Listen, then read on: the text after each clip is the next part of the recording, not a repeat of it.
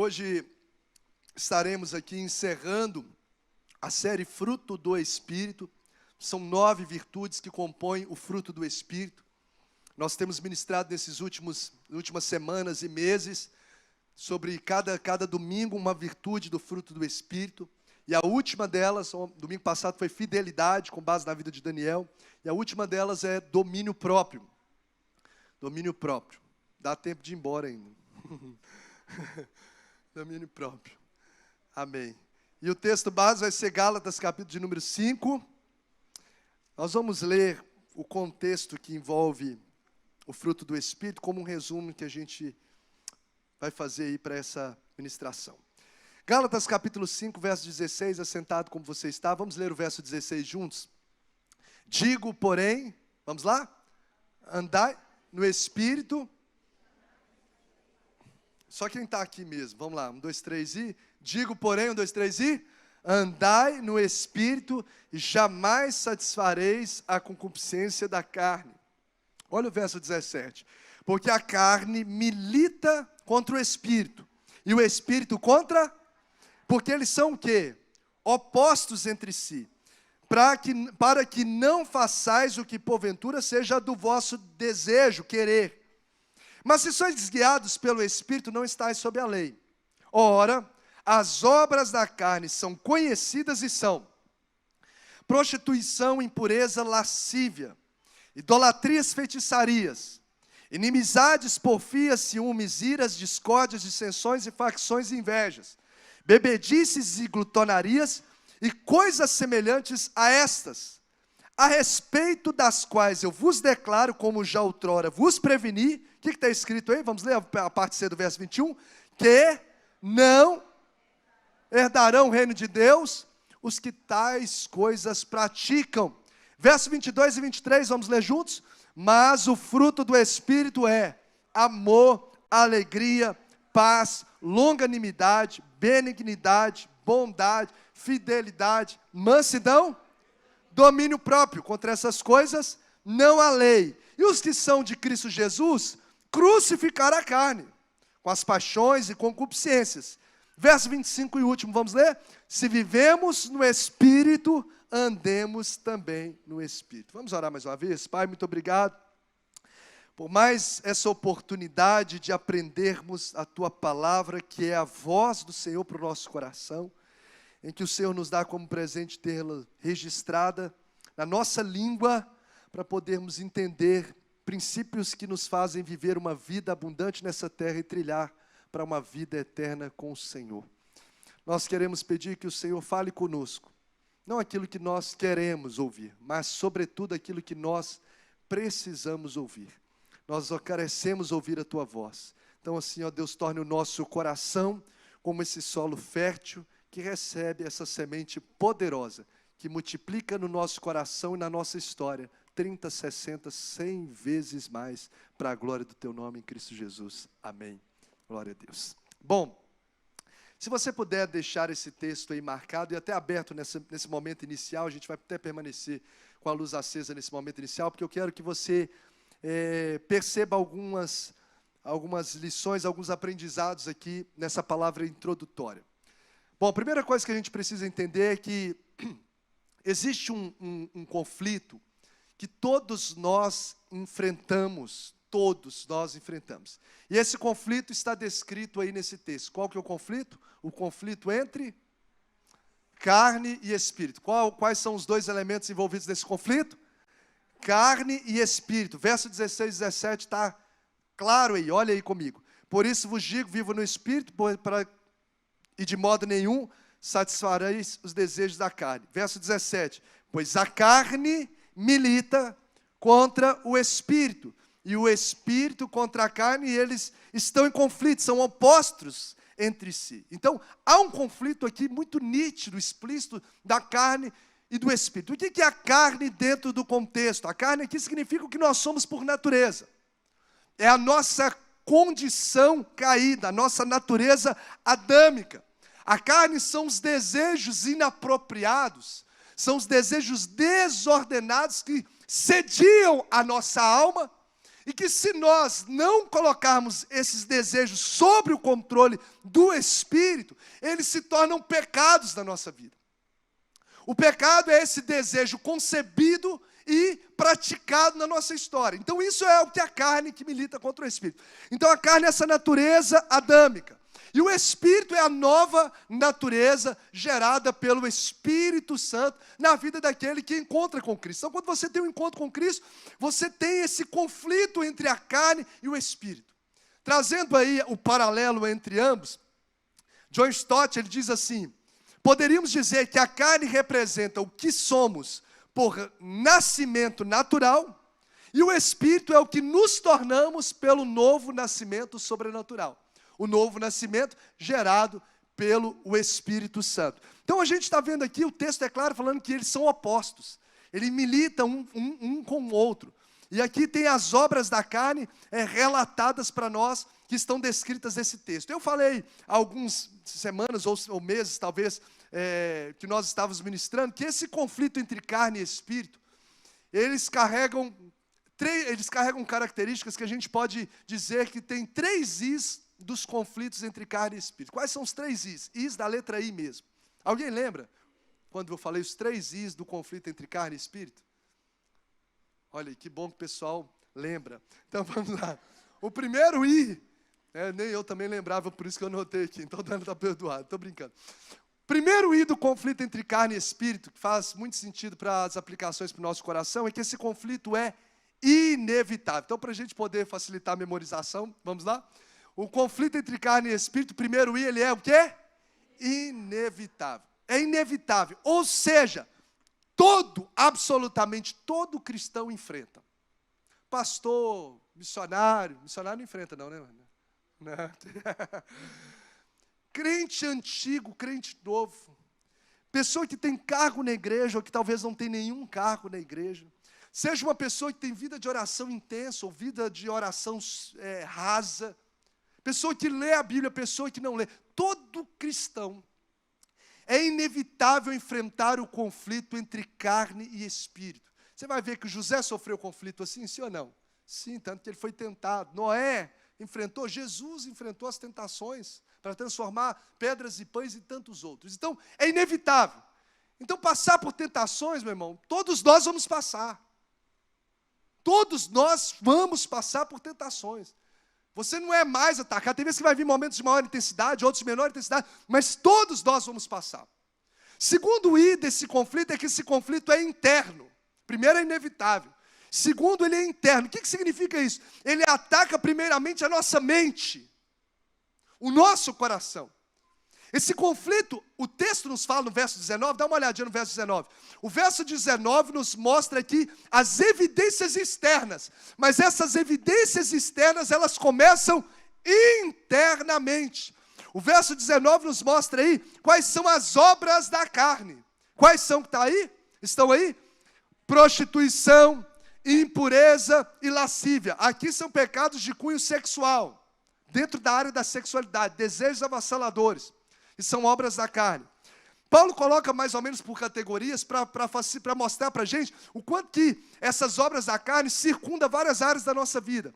Você segue dizendo, verso de número 20, ele fala o que aí, logo depois? 2 deles? Idolatria, feitiçarias, voltado para as questões espirituais e religiosas.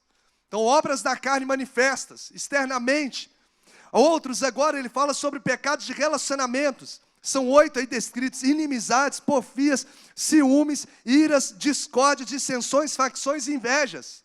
Então, relacionamentos interpessoais, obras da carne nos relacionamentos. E ele coloca em relação à alimentação, ao corpo físico aí, ó, bebedice, glutonaria, comer muito.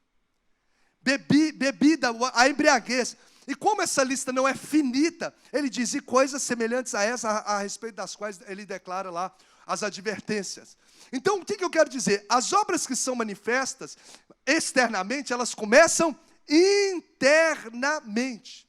Saber que essa carne, essa luta entre carne e espírito, começa internamente, nos faz entender que nós precisamos, sobretudo, blindar a nossa mente e o nosso coração.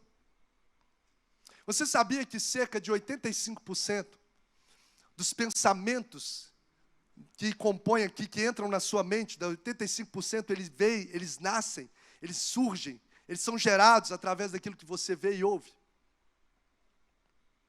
Ou seja, aquilo que eu estou vendo no Instagram, a série que eu escuto, que eu decido assistir, os livros que eu decido ler, as conversas que eu decido ter com as pessoas, o tipo de assunto, o que eu vejo na internet. Enfim, essas coisas estão formatando aquilo que eu penso. E é daqui que nascem as obras da carne. Porque antes de uma pessoa cometer um homicídio, eu já até usei esse exemplo que faz sentido para mim. Antes de você matar alguém externamente, primeiro a pessoa mata a pessoa onde? Na mente, no coração. Se não, primeiro ela assassina a pessoa aqui. Sim ou não, gente? Sim. Então, antes de uma pessoa envolver na prostituição com uma outra, envolver fisicamente, ela já envolveu aonde? Sexualmente com essa pessoa aonde? Na mente. Então, os conflitos entre carne e espírito, eles começam internamente, eles são internos. Por isso, a gente precisa blindar o nosso coração. É tão claro isso que o próprio Jesus diz em Mateus, capítulo de número 15, verso de número 19, ele diz assim, Mateus 15, 19. Você pode ficar à vontade para conferir, que diz assim, ó.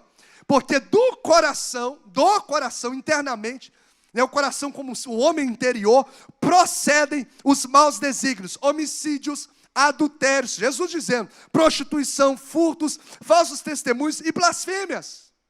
Então, todas essas coisas são geradas internamente do coração. E se eu agora começo a entender que eu preciso, então, blindar a minha mente. Ou seja, muitas das coisas que podem me fazer ser vencido pela carne, está diante daquilo que eu vejo e eu ouço. O que você tem visto na internet? O que você tem assistido nas séries, nos filmes? Que tipo de assunto você tem conversado? Isso está forjando a mente. Tanto que para tratar de ansiedade, Paulo diz em Filipenses 4:8 que o que deve ocupar a nossa mente? Aquilo que é bom, aquilo que é perfeito, aquilo que é a boa fama, aquilo que é agradável. Sim ou não, gente? Deve ocupar a nossa mente. Tanto que o salmista, para falar sobre a pessoa ser bem-aventurada, extremamente feliz, ele fala para a pessoa que antes medita na lei do Senhor de dia e de noite. Encha a sua cabeça da palavra de Deus. Encha a sua mente dos princípios da palavra. Porque se a nossa mente não estiver nutrida pelos princípios da palavra, ela estará sendo suscetível aos ataques e desejos da carne. E eu vou te mostrar o quanto que isso é grave. O quanto que isso é importantíssimo de nós entendermos. Então esse conflito, ele começa internamente. É interessante que quando Deus chama Josué logo após a morte de Moisés, e fala para Josué que era um homem guerreiro mesmo, que ia para o campo de batalha, e uma das batalhas contra o povo, ele foi lá e desceu, enquanto Moisés estava no monte com as mãos estendidas, então ele era um homem de batalha, mesmo ele sendo um homem de frente de batalha, você vai ver lá em Josué capítulo 1, se não me falha a memória, verso 7 ou 8, ele fala, Josué, medita na lei do Senhor de dia e de noite, porque a vitória começa aqui, a vitória e a derrota começa aqui na mente, o corpo vai onde a mente determina. A mente, ela influencia os nossos pensamentos, influencia nos nossos sentimentos. Se eu pensar, eu não valho nada, eu vou ficar cabisbaixo, eu vou me sentir mal, sim ou não, gente? E isso vai determinar as minhas posturas, tudo começa na mente. Então, o conflito entre carne e espírito começa aonde? Na mente.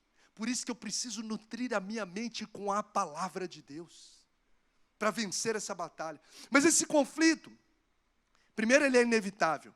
Segundo, esse conflito, ele é interno. Terceiro I desse conflito, é que esse conflito é incessante. Sabe quando vai terminar essa luta entre carne e espírito dentro de nós? E no nosso dia a dia? Sabe quando? Só quando Jesus voltar. Ou quando a gente for para a glória. Enquanto eu e você estivermos aqui nessa terra, nós vamos enfrentar o conflito entre a carne e o espírito.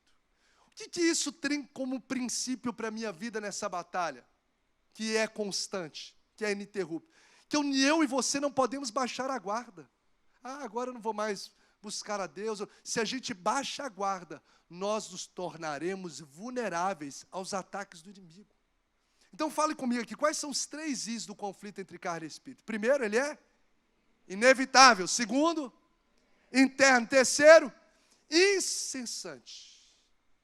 Guarde isso. Eu não posso baixar a guarda. Eu preciso buscar a Deus. Eu estava conversando com os meninos os missionários, falando, lembrando da Europa. Gente, a Europa foi o berço da reforma protestante. Uma mudança de realidades, de avivamentos. Tantos avivamentos do século XVII, XVIII aconteceram na Europa. Agora, se nós formos, igual a Diana foi, o nosso irmão ali também, foi lá na Europa, recentemente, missionários estiveram lá, a Europa morreu espiritualmente. Porque não adianta você viver uma experiência com Deus e depois baixar a guarda. A vida com Deus precisa ser nutrida diariamente. Senão nós não permaneceremos de pé. Esse conflito a gente não vai ganhar. Se nós não nutrimos a nossa vida com Deus constantemente. Então esse conflito entre carne e espírito, ele é inevitável, ele é interno e ele é incessante. Além esses três características, eu não pontuei nas vezes que eu ministrei, mas me veio no coração trazer mais duas características que são importantes sobre esse conflito. Você vai entender o que isso tem a ver comigo, com você e com domínio próprio. Outras duas características importantes sobre o conflito entre carne e espírito é que esse conflito é de alto risco. Diga comigo assim, o conflito entre carne e espírito é de alto risco. Por que é de alto risco? Porque você vai observar aqui, se nós não controlarmos os desejos da carne, se os desejos da carne ganharem essa batalha dentro de nós, a advertência daquilo que vai acontecer já está nitidamente declarada. E o que é? Quem sabe aí? Capítulo de número 5, verso de número 21, diz o quê? Quando Paulo fala sobre as obras da carne, ele diz, a respeito das quais eu vos declaro, como já outrora vos preveni, ou seja, já falei sobre isso, estou reiterando o que eu estou falando, que não herdarão o reino de Deus os que tais coisas praticam. Ou seja, essa batalha que nós enfrentamos, em que às vezes a gente não leva tão a sério, ela vai nos fazer viver consequências terríveis, não só nessa terra, mas tem impactos eternos. Ceder à inveja, ceder à prostituição, ceder à lascívia, ceder à mentira, ceder ao descontrole, seja em qual área for, isso pode ter prejuízos de impacto eterno. O texto diz, os quais não herdarão o reino dos céus. Ou seja, além de, por exemplo, uma pessoa que se envolve em prostituição, além de consequências no físico, nas emoções, de traumas ou no relacionamentos e etc., essa pessoa não só sofre aqui, mas sofrerá uma consequência terrível eternamente, os quais não herdarão o reino dos céus. Então não é algo simples. Não é algo, um conselho, é algo extremamente que tem impacto na nossa vida nessa terra e eternamente. Então, esse conflito entre carne e espírito é um conflito de alto risco, e eu finalizo aqui essa pontuação inicial, introdutória, que esse conflito há apenas um ganhador. É como se fosse aquele cabo de guerra, já brincou de cabo de guerra? É como se fosse a carne e o espírito, né? Tentando ver quem é que vai controlar, quem é que vai ganhar essa guerra, quem é que vai governar essa guerra. Só que nessa guerra só tem um ganhador. Eles são opostos entre si. A carne milita contra o espírito e o espírito contra a carne. Não tem um intermediário. E aí, qual que é a pergunta que a gente precisa fazer diante dessa realidade? Ou a gente está cedendo às questões da carne, ou a gente está se rendendo às coisas do espírito. E a pergunta que a gente precisa fazer é, quem está ganhando esse conflito dentro da sua alma? Quem é que está ganhando esse conflito? Quem é que está com as mãos no controle da sua vida? Para quem você está entregando o controle? Para os desejos da carne? Ou você tem entregado o controle da sua vida para os princípios eternos, para o Espírito Santo conduzir? Pense sobre isso dentro do seu ambiente familiar. Pense sobre isso no seu dia a dia, naquilo que você vê, naquilo que você ouve, na forma como você relaciona com as pessoas. Quem tem ganhado essa briga? Esse conflito que acontece internamente, será que são os seus desejos? Será que são os nossos desejos desordenados, inapropriados? Ou será que são os princípios eternos da palavra de Deus? Para que nós possamos vencer esse conflito entre carne e espírito, que tem impactos não só na terra, mas eterno, existe algo impreterível que deve estar enraizado na nossa vida, que se chama domínio próprio. Pode chamar o André que eu vou. Domínio próprio. Domínio próprio. Algumas Bíblias estão escritas temperança, sim ou não? Sim. Domínio próprio, ou autodomínio, ou você entender sobre governar a si mesmo. Hoje, se nós não tivermos domínio próprio, a carne vai vencer todas as batalhas. E o perder essas batalhas, é como nós estamos vendo aqui, é algo que vai trazer e que tem trazido transtornos para muitas vidas. Quem é que tem governado a nossa alma, a nossa história? Quem tem ganhado esse conflito interno? Pense e responda para você mesmo. São as suas emoções ou são os seus princípios? São os seus desejos da carne quando você está sozinho no celular? São a concupiscência dos olhos ou são os princípios da palavra? Quem é que está ganhando? Quem está ganhando esse conflito no momento em que você está, talvez, em pensamentos divergentes numa conversa? Quem é que ganha? É o seu temperamento impetuoso, de falar ali qualquer asneira para a pessoa? Ou é o princípio da palavra, da resposta branda que desvia o furor? Quem é que está ganhando essa batalha na gente? É um conflito inevitável que todos nós enfrentamos, que acontece dentro de todos nós. Um conflito que não cessa, mas é um conflito de alto risco. E que só tem um ganhador. Não tem meio termo. Alguém está ganhando. E a gente precisa falar para nós mesmos, quem é que está ganhando esse conflito?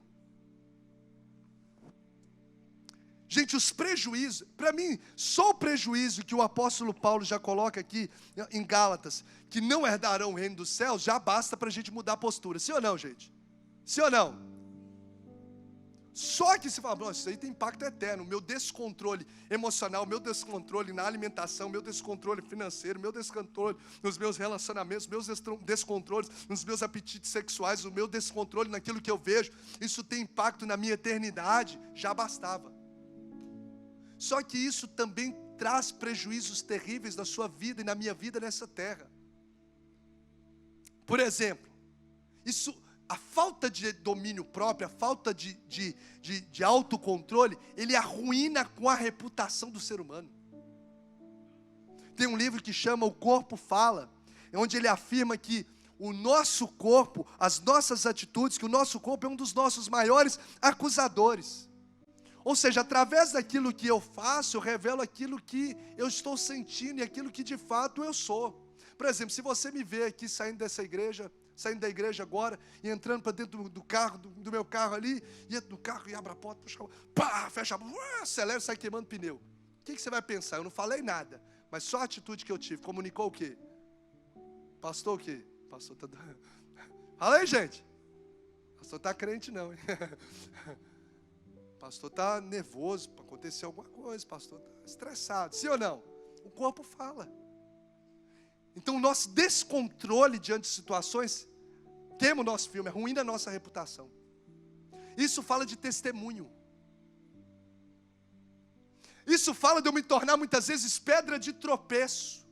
As pessoas olham esperando que vai ver em mim, que digo ser cristão, uma pessoa com uma postura parecida com Cristo, e ela se escandaliza, e ai daquele que é pedra de tropeço para os pequeninos. Será que se as pessoas seguirem os nossos passos, elas encontrarão a Cristo? Será que nós podemos dizer, como o apóstolo Paulo, sede meus imitadores, como eu sou de Cristo? Então o descontrole, a falta de domínio próprio, arruína com a nossa reputação. Porque o corpo fala, gente. O corpo ele expressa. Se eu estiver aqui comendo unha, olhando para baixo, você vai falar, você está ansioso, está nervoso, está preocupado com alguma coisa. Se eu olhar de cara feia para a situação, o corpo fala. Então isso está construindo ou desconstruindo o meu testemunho. Então a falta de descontrole, por exemplo, se você vê uma pessoa que não, eu sempre uso situações de trânsito, por exemplo, que chegou, foi lá fechado do trânsito, e a pessoa começa a xingar o cara. Imagina, o cara fechou ele lá, seu filho de Jezabel, e não sei. E começa a xingar, você está de fora aqui, você só está vendo a situação. Que leitura que você vai fazer desse cara? Positiva ou negativa? Negativa. Você contrataria talvez um cara desse para trabalhar com você? Se esse cara chega e te convida para estar na igreja, rapaz, você podia, desculpa, você podia ir lá na minha igreja, depois que ele xingou ali. Tá entendendo, gente? Tá dando para entender, sim ou não? O quanto que isso tem impactos na nossa reputação, no nosso testemunho, a falta de controle. Às vezes em futebol, em jogo de futebol, em conversas sobre política, em conversas dentro de casa. O descontrole, além dos impactos eternos, ruína com a nossa reputação. Outro prejuízo, além desses que já bastava para a gente poder ter domínio próprio. Ou lutar para perseguir, construir essa virtude de cada dia mais no nosso coração. Ele desgasta relacionamento. A falta de domínio próprio desgasta relacionamentos. Acaba com relacionamentos. Por exemplo, casais que não têm domínio próprio nos seus diálogos. Fere o princípio, o limite do respeito. Aí começa a falar com agressividade, a diminuir a pessoa. E às vezes falar palavras até mesmo que trazem maldição para o ambiente familiar. E assim, se você quebra, se você tem descontrole na sua fala, o próximo passo, cuidado. Se quebra o descontrole na conversa do casal, do passo do desrespeito, da agressividade verbal, começa a partir para a agressividade física. Ninguém começa a agressividade física sem antes passar pela agressividade verbal. Faz sentido, gente? Ou o cara do nada lá, hoje do nada, acordei, não vai agredir. Então, olha só, por isso que a gente não pode quebrar as barreiras de princípios. Porque se você quebra uma, você está abrindo abismo, legalidade para outras. O descontrole na fala pode gerar coisas que vão ser crime. E aí depois o camarada segura, depois de segurar ele sacoleja, depois de sacolejar ele espreme na parede, depois de espremer, agride. E aí comete crime. Por quê? Porque quebrou a barreira do autocontrole, do domínio próprio já na fala. O que a gente está falando aqui, gente, né? É coisa, não é simples. Não é simples no que tange do nível de importância, do quanto que a gente precisa orar, clamar e buscar em Deus ter isso na nossa alma. Porque está acabando com famílias. Quem já teve a triste realidade de ver dentro de casa, na vida talvez dos seus pais, cenas de agressão verbal ou física? Dá um sinal aqui além de mim. Todo mundo. Talvez. Grande parte. Por falta de quê, gente? Domínio próprio. Então isso acaba com relacionamentos. Isso acaba com gerações. Porque muitos filhos, jovens, adolescentes, não querem voltar para o ambiente dentro de casa. Não querem voltar para lá, porque o lá é o inferno, não tem domínio próprio. Os pais não governam as suas falas, não tem limites. Eu lembro quando meu pai, naquela fase do alcoolismo, muito exacerbado, era um homem respeitoso até antes do álcool, depois do álcool se tornou muito desrespeitoso no trato com a minha mãe, com a nossa família. Eu tinha dias que eu saía do trabalho, eu ia para a igreja, sempre envolvido muito no ministério de louvor, aquela coisa toda. E eu não acabava o culto, aí eu queria sair com os meus, eu queria fazer tudo para não poder chegar em casa, porque eu sei que o descontrole dele com a bebida gerava os descontroles dele com a fala com a minha mãe, comigo e com as ações até mesmo físicas. Então muitos filhos às vezes não querem voltar para casa porque pais não têm domínio próprio. Isso está acabando, arruinando com uma geração. Lá na frente esse menino talvez não vai querer nem casar, porque não teve referencial. Eu casar para viver, aquilo ali é casamento? Deus me livre.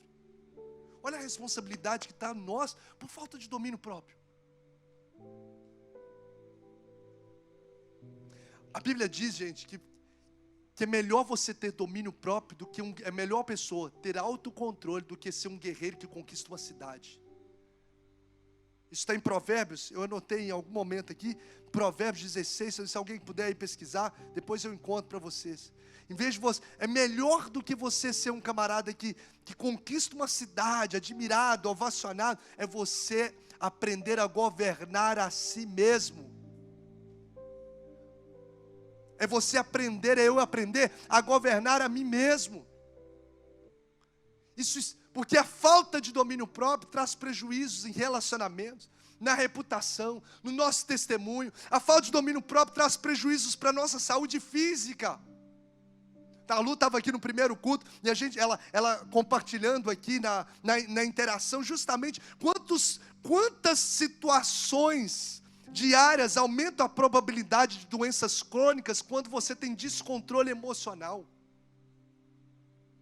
Aumenta a possibilidade de hipertensão, doenças autoimunes, câncer, infarto, AVC, distúrbios psicológicos, por falta de controle, de ter descontrole emocional no dia a dia. Então prejudica as emoções, prejudica a saúde física, prejudica os nossos relacionamentos, prejudica o nosso testemunho, prejudica a nossa vida com Deus, porque nós estamos cedendo para cá e a nossa eternidade. Então nessa noite, o Senhor está nos despertando para nos alinharmos diante de Deus. Como eu disse, Deus nem fala, gente, sempre aquilo que a gente deseja ouvir, mas Ele fala aquilo que a gente precisa ouvir, porque isso é cuidado, isso é carinho de Deus. Carinho de Deus, porque se a gente continuar dando o governo da nossa vida aos desejos desenfreados da nossa carne, aos nossos descontroles, nós não estaremos na eternidade com Ele. Isso é cuidado de Deus, de nos alinhar nessa terra, de fazer em nós, porque Ele quer fazer através de nós. Mas primeiro Ele faz em nós, primeiro Ele quebra o vaso, Ele molda o vaso, Ele faz de novo o vaso, e aí esse vaso novo recebe essa unção, esse óleo novo, para a glória de Deus. Que o Senhor nos quebre, e o Senhor nos esmiúce, mas que a gente esteja nas mãos dEle. O importante é estar nas mãos do oleiro, para ser forjado como vaso de honra, e não vaso de desonra. Então o Senhor está lapidando o nosso coração nessa noite. O Senhor está alinhando o nosso coração, a nossa mente, os nossos relacionamentos, os nossos desejos desenfreados estão sendo agora freados pela palavra de Deus, porque Ele quer fazer algo novo na minha vida, na sua vida e através de nós. Chega de viver um cristianismo aparente, de aparência falsa, de dons, mas sem caráter, de ter dons, mas não ter o fruto. Chega de viver. Nós precisamos ser os sermões, nós precisamos ser o evangelho que caminha nessas ruas. Nós precisamos as pessoas olhar e falar: ali está fulano de tal, aquele empresário, ele parece com Jesus. Olha fulano de tal, aquele pai de família, que homem de Deus, aquela mulher, que mulher de Deus. Eu quero declarar em nome de Jesus que esse caráter de Cristo será refletido na sua vida, em nome de Jesus, por onde você passar, por onde nós passarmos. É o que o mundo clama. Para a gente poder finalizar: autocontrole, domínio próprio. Eu anotei algumas definições aqui importantes com base na palavra grega que é egkrateia, que significa temperança, autodomínio. Ele diz assim, domínio próprio é a capacidade de manter-se no comando de suas ações e de suas reações em Deus. Domínio próprio é a característica daquele que não reage no primeiro impulso. Ou seja, a pessoa não ser impulsiva. O que é não ser impulsivo? É você ser prudente. A prudência é uma pessoa que calcula o impacto das suas ações. Antes dela agir, ela fala: se eu fizer isso, quais são os desdobramentos? Isso pode dar ruim, isso pode envergonhar o evangelho, então não vou fazer. Prudência é calcular os impactos das nossas ações. E a Bíblia diz que a prudência mora com a sabedoria. E na sabedoria a longevidade, a prosperidade, a saúde. Na sabedoria é a essência da própria vida em Deus. Tudo isso partir desse autocontrole. Então domínio próprio é a característica daquele que não reage no primeiro impulso.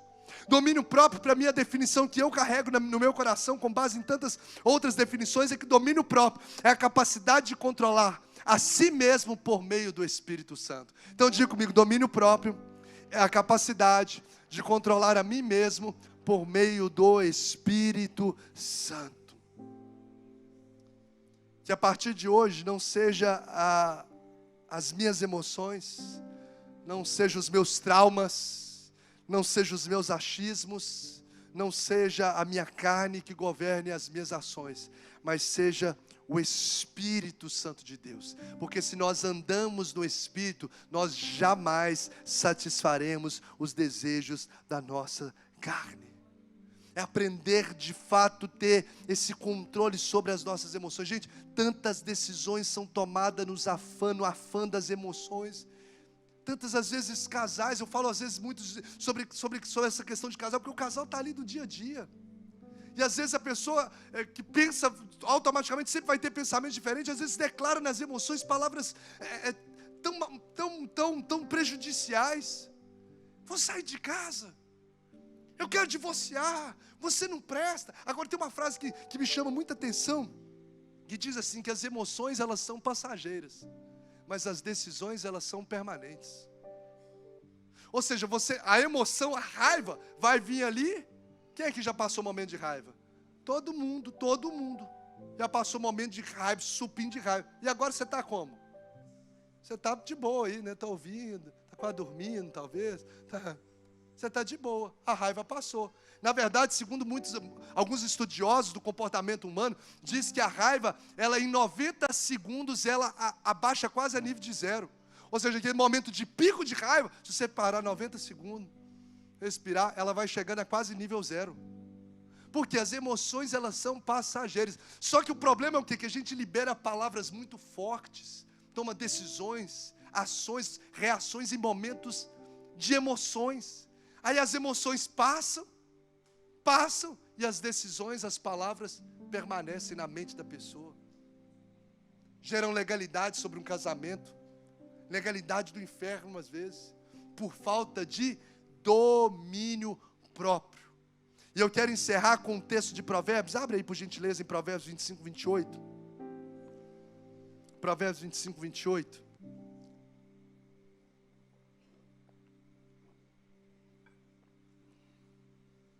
Diz assim a palavra do Senhor: como a cidade com seus muros derrubados, assim é quem não sabe dominar-se. Vamos mais uma vez dizer, vamos juntos? Como a cidade com seus muros derrubados, assim é quem não sabe dominar-se. O que era a muralha de uma cidade? Era aquilo que protegia a cidade. Lembra das muralhas de Jericó? Para Jericó ser invadido, tinha que primeiro derrubar as muralhas. Então a muralha era proteção. Cidades sem muros, naquela época, eram cidades que estavam vulneráveis a ataques e destruição, como aconteceu com Jerusalém.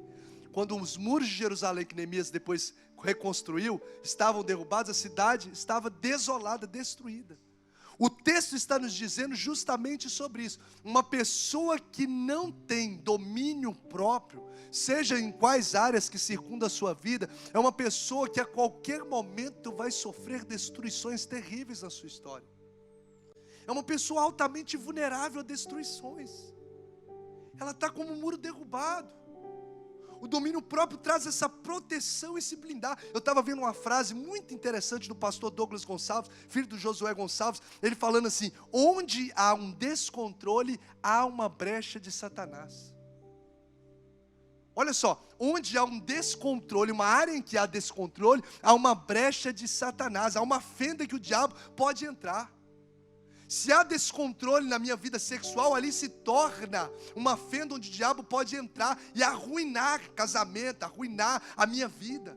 Se há um descontrole na minha língua, ali pode ser um lugar onde o diabo vai entrar, uma brecha que o diabo vai entrar e destruir a minha história. Aonde há um descontrole, há uma brecha. Os muros se derrubam, há uma brecha para Satanás entrar. Então nós precisamos urgentemente avaliar o nosso coração e ver aonde está fora de controle, ou fora do controle do Espírito. Olha só Sansão, gente. Prova de que aonde há um descontrole, há uma brecha para Satanás entrar, é a vida de Sansão. O camarada é fruto de 40 anos de oração. Eu tenho 40 anos de vida. Eu sei que não parece, né? Parece ter 50. Mas, enfim, 40 anos. Imagina, 40 anos que eu tenho de vida. 40 anos o povo orando. Manda um libertador. Aí Deus faz com que a mãe de Sansão, a mãe de Sansão, que era estéril, gera filho. Então o cara já nasce como fruto de um milagre. O cara é fruto de um milagre, de uma mãe estéril. O cara é fruto de resposta de 40 anos de um povo. O cara é consagrado por Deus, recebe uma força que ninguém na terra recebeu, sobre-humana. Mas esse camarada abre brechas na sua vida. Ele tem descontrole na área sexual. Ele tem descontrole na sua vida sentimental. E por causa dessa área em que ele há descontrole, Satanás acha uma brecha e destrói toda a sua vida. Se você ler lá a história de Sansão, você vai observar que Sansão, antes de cair com a Dalila, ele primeiro vê uma mulher do povo filisteu e fala assim: eu quero aquela mulher. Aí os pais dele falam: você não pode, meu filho, você tem o voto de Nazireu, você é do povo de Israel, aquela mulher cultua outro Deus, não pode. Estou parafraseando aqui. Você não pode envolver. Aí ele diz assim: ela me é agradável aos olhos. Ou seja, ele não teve domínio sobre essa questão da vida dela. Me é agradável aos olhos, pode me trazer. Beleza, se envolveu com essa mulher. Uma brecha se abriu por causa de descontrole nessa área sentimental, que a gente pode dizer também sexual, dos olhos, por falta de descontrole nessa área. Uma brecha se abriu. Por quê? Depois dessa mulher, ele se envolve com uma prostituta. Sansão, um cara consagrado, o cara fruto de oração, um cara com um poder do céu sobrenatural. Uma queixada de jumento mata 1000 pessoas. Cara escolhido para ser o libertador, mas não vigiou. Aí depois que ele envolve com a prostituta, olha a brecha, por causa de um descontrole em uma área, ele cai nos braços de Dalila. Um cara chamado para reinar, morre como um palhaço, lá rodeando, lá, ó. E os inimigos caçoando dele com os olhos atingidos, né? Cegos. Por causa de um descontrole numa área, a falta de controle numa área, houve brechas que trouxe destruição para a sua história e para a sua vida. Então, mais do que nunca, a gente precisa começar a avaliar e ver qual é a área da minha vida que eu perdi o controle, ou que não está sob o controle do Espírito. E agora eu encerro mesmo. Pastor tem uma mania de falar que vai encerrar e não encerra, né? Por isso o pastor Bruno faz isso direto, fala com ele depois. Onde que eu gero domínio próprio? Vou voltar a dizer o que eu digo praticamente todo domingo, que é o princípio elementar. No relacionamento com Deus. Porque ele é um fruto do Espírito. Se eu estou na videira, eu vou receber desse fruto. Porque, gente, é cultivar um relacionamento diário com Deus que vai me tornar sensível a essas áreas. E cultivar relacionamento diário com Deus nunca vai acontecer só domingo, só quarta, só em cultos de celebração. É no secreto. É no a sós com Ele. Tem uma frase de C.S. Lewis, eu anotei aqui.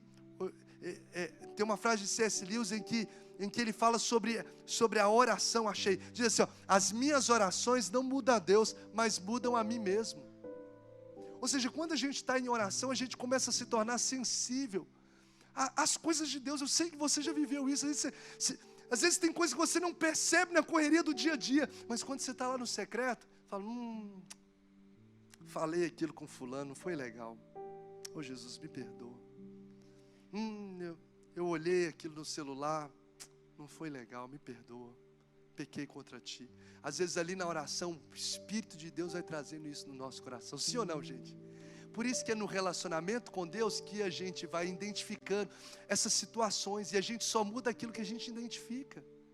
Então quando eu identifico, nasce a oportunidade de eu criar soluções.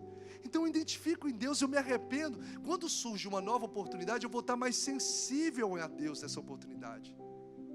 Para a gente conseguir ter esse controle do Espírito na nossa vida, a base essencial é relacionamento de intimidade diária com Deus. Você não precisa pagar nada, você só precisa entrar para o secreto e dizer: Senhor, eu quero relacionar contigo todos os dias. Eu quero ouvir a tua voz. Eu quero falar contigo. E esse Espírito de Deus vai moldando o nosso coração. E aí a gente encerra lá naquele verso 16, que é o verso inicial. Ande no Espírito e jamais satisfareis os desejos da carne. Se eu ando no Espírito, os desejos da carne perdem a força. Lembra daquela ilustração que eu contei dos 2 cães que estão sempre brigando dentro de nós? Aquela ilustração faz muito sentido para isso. Os 2 cães, um bom e mau, um cruel e mau, e um bom e dócil, estão dentro do ser humano, como a carne e o espírito, o tempo todo brigando. E a pergunta foi do menino para o mestre lá: quem é que ganha essa batalha o tempo todo aí do cão mau e do cão bom? Quem é que ganha? Aquele que eu alimentar, esse é que vai vencer. Então, se eu me alimentar de Deus, alimentar da palavra de Deus, alimentar da presença de Deus, alimentar de ouvir as coisas, as músicas que vão edificar o meu coração, se eu me alimentar nas minhas conversas, não entregar os meus lábios, os meus pensamentos, o meu coração em conversas levianas, em conversas profanas, em conversas de falar mal dos outros. Não, eu quero falar assuntos que edificam, eu quero estar diante de Deus, eu quero alimentar de Deus todos os dias, meu irmão. Andar no Espírito, eu e você jamais satisfaremos os desejos da carne. E esse é o projeto de Deus para mim e para a sua vida. Somente nele, é só Ele que tem essa promessa e que garante essa promessa, que Ele veio para nos dar vida e vida com abundância. E eu declaro isso sobre a sua vida, sobre a sua casa, sobre a vida dos seus filhos, sobre a sua geração, para a glória de Jesus. Amém e amém. Você pode aplaudir a Jesus, a palavra de Deus. Bendito seja o nome do Senhor Jesus.